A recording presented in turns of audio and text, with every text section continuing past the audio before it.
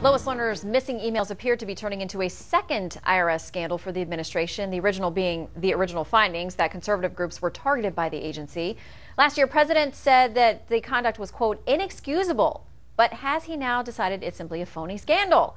Let's talk about it with Angela McGlowan, Fox News political analyst, and her BFF, Joe Trippi, former Howard Dean campaign manager and a Fox News contributor. Good to see you both today. Good to be here. All right, so I want to read you a little bit of this. This is the president back in May of 2013 when this all first came out. He says, I've reviewed the Treasury Department's watchdog report and the misconduct that it had covered is excusable. I will not tolerate this kind of behavior, especially in the IRS, given the power it has to reach into all of our lives. I'm going to work with Congress. I'll do everything in my power to make sure nothing like this ever happens again by holding the responsible parties accountable.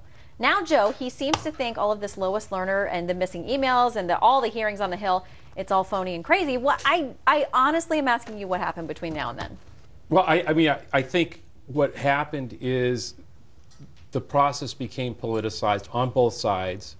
And we're now in, it's just political 2014 election year garbage going back and forth on both sides, including the president.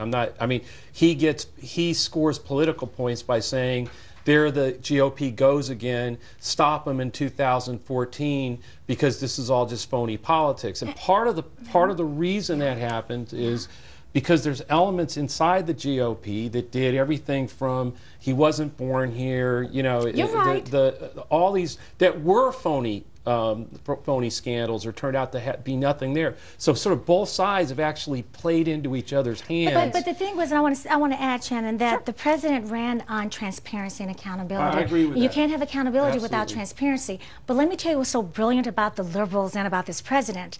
Brilliant. Number one, politics 101. You actually set the message, put your opponents on the offensive, and actually blame them. Now, it worked for the president when he ran the first time. It worked for you guys when he ran the second time.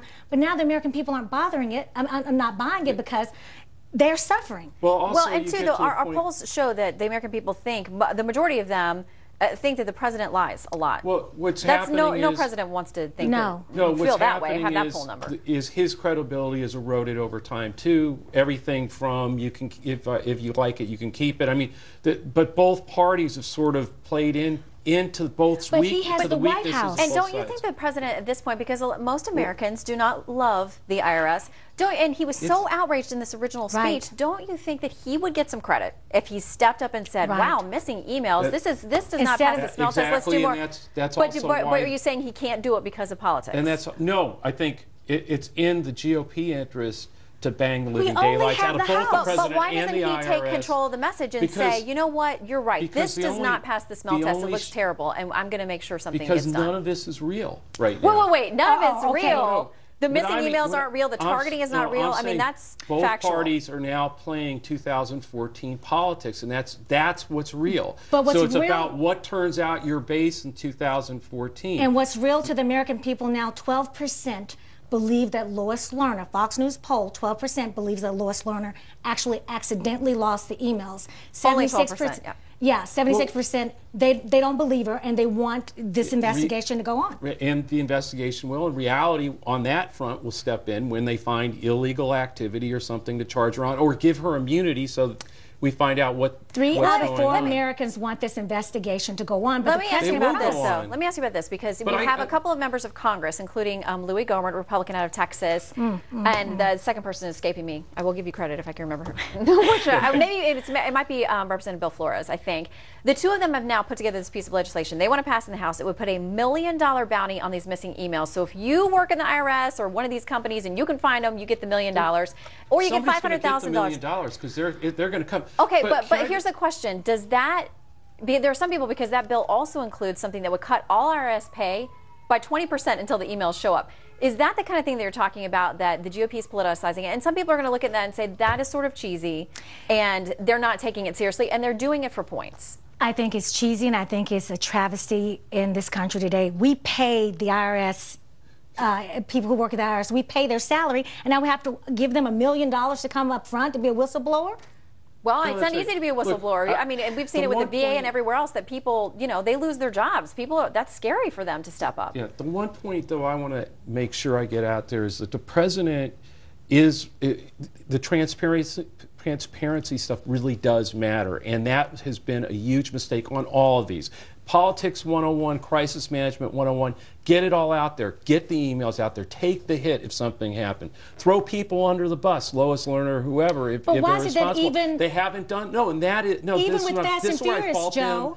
No, on all of it. I'm talking about on all of these, Benghazi, all of them. Because when people smell a cover-up, it becomes a secondary scandal, whether it is or not. And your Attorney General, ICE had to threaten to hold him in contempt of Congress, so which he has been. Right.